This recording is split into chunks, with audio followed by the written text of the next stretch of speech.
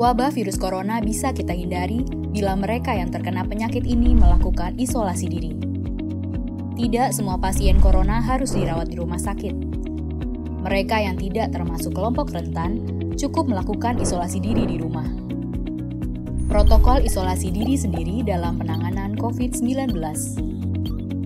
Mengapa orang yang diduga tertular COVID-19 diisolasi setidaknya 14 hari? Gejala COVID-19 biasanya muncul dalam rentang 1-14 hari berupa batuk, demam, atau sesak nafas. Dalam selang waktu itu, kondisi orang diduga terinfeksi COVID-19 diisolasi dan dipantau di rumah sakit, rumah, atau tempat lain. Untuk memastikan infeksi, akan dilakukan tes beberapa kali.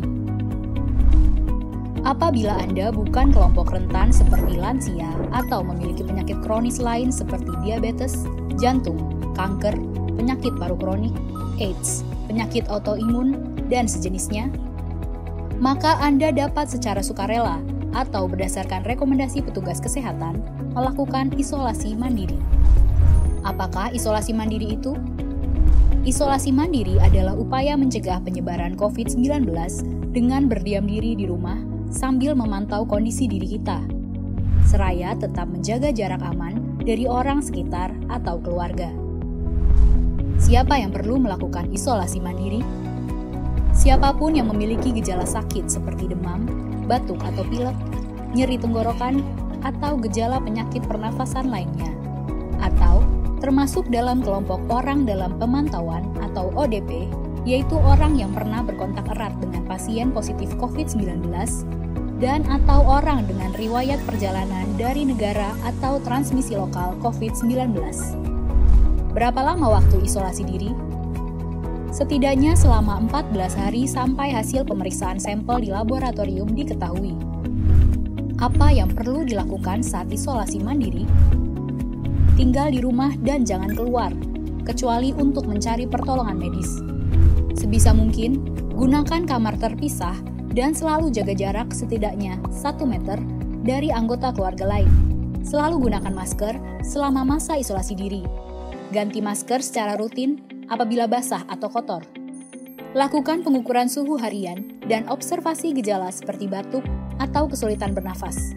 Hindari berbagi peralatan makan seperti piring, sendok, garpu, dan gelas, perlengkapan mandi seperti handuk atau sikat gigi, dan juga benda berbahan kain, misalnya pakaian atau selimut.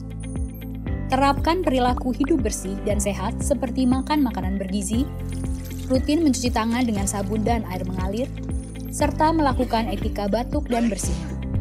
Upayakan berada di ruang terbuka dan berjemur sinar matahari setiap pagi. Jaga kebersihan rumah dengan cairan disinfektan, terutama untuk area atau permukaan yang sering tersentuh tangan.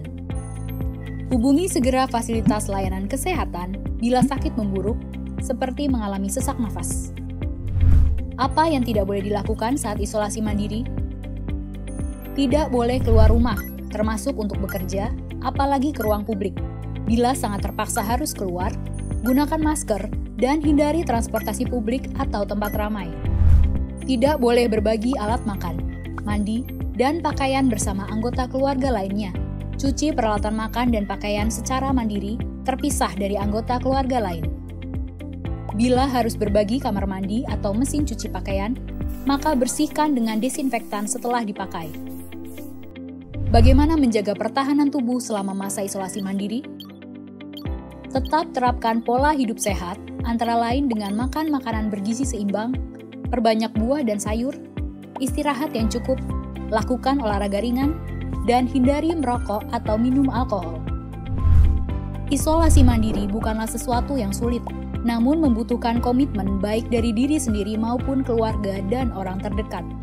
Orang yang menjalani isolasi dapat mengalami kesepian, kekhawatiran, dan ketidaknyamanan saat mengalami gejala sakit.